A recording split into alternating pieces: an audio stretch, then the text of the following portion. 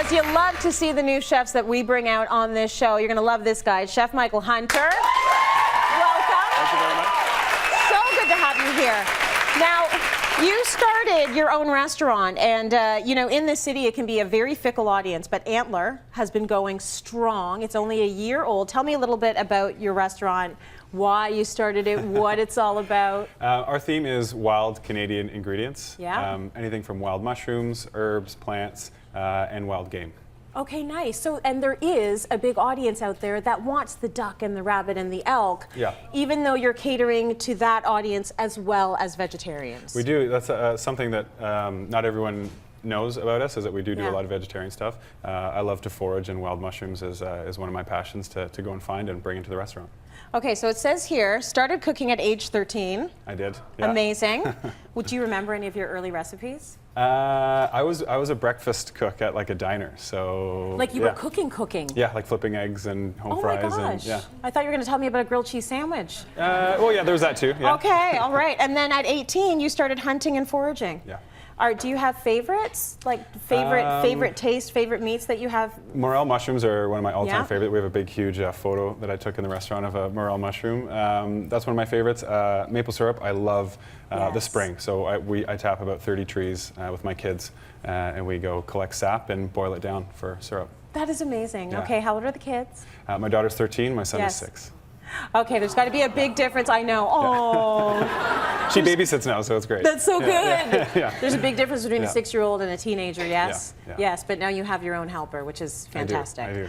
Okay, so we are going to make an apple tart. Yes. So I think, you know, it's time for a little bit of dessert. All right. Why not? Where do you want to start? Really easy recipe for home.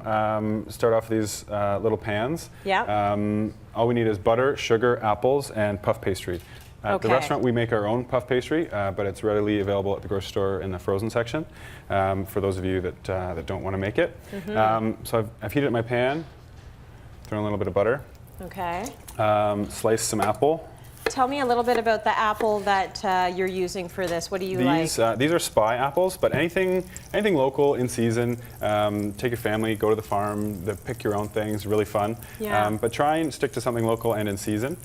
So we got some butter melting. We're gonna add Okay. some sugar.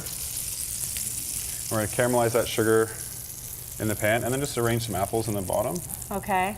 Like the true chefs we have here on Cityline, it's all about touch and feel. We Yeah. actually have a proper recipe on We the do have a website. recipe We online. force them into it so that you can follow along at home. But that's at cityline.ca. And I like the way you're, you know, lining it up arrange, like that. arrange it kind of pretty. Very nice. More sugar Okay. and cinnamon. And the fun thing about this kind of recipe is that it doesn't have to be sweet. You can do savory as well. At the restaurant, we do Yes. a caramelized onion and mushroom tart tatin. Nice. So I it's like that it's kind of idea. fun. You can do peaches when they're in season. There's a tomato and goat cheese one you can do that's really fun, and it's really versatile. Okay, good stuff. So I've got this going, and then I've Yeah. already cut some puff pastry, and what you do is just lay this on top. So people get a bit intimidated by puff pastry, but you're right, it is readily available. It is available at the store, so it's it can be easy, and then Yeah. just fire that in the oven for about half an hour at 400 degrees, and that's it. That's it? That's it. You're done? So this is the finished product, and just to present it, flip it out. Oh, And then, it's just a thing of beauty. We at the restaurant we garnish it. We do a wild ginger ice cream Yes. and some caramelized apple on top. So wild ginger ice cream. Do you don't make your own ice cream? We do. You? Yeah, we have a little You ice cream do. machine. Yeah, and then we also pick the ginger for the flavoring in the ice cream as well. You pick the We ginger, pick the ginger. and then you make this. So make sure you do it like this at home, everybody.